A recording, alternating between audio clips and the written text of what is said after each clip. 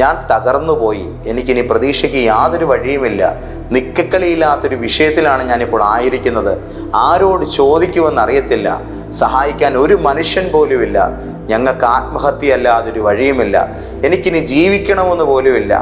കുഞ്ഞേ, ഇങ്ങനെയൊക്കെയാണോ നീ ഇന്ന് രാവിലെ പറയുന്നത്? സ്വയം വേണ്ട കേട്ടോ.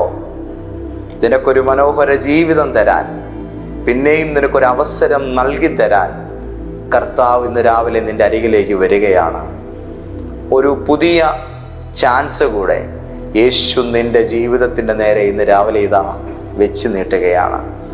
സന്തോഷത്തോടുകൂടി അതിനെ സ്വീകരിച്ചുകൊണ്ട് ഒരു ചിരി തൂകുന്ന മുഖത്തോടെ ആ കണ്ണുനീരെല്ലാം തുടച്ച് കർത്താവ് നൽകുന്ന മധുര സമ്മാനം ഇരു കരവും നീട്ടി സ്വീകരിച്ചാട്ടെ. നമുക്കിനിയും ഒരുപാട് മുന്നോട്ടേക്ക് പോകാനുണ്ട്. ഇങ്ങനെ പതറിയും ഇങ്ങനെ തളർന്നും ഇവിടെ കിടന്നു പോകല്ല്.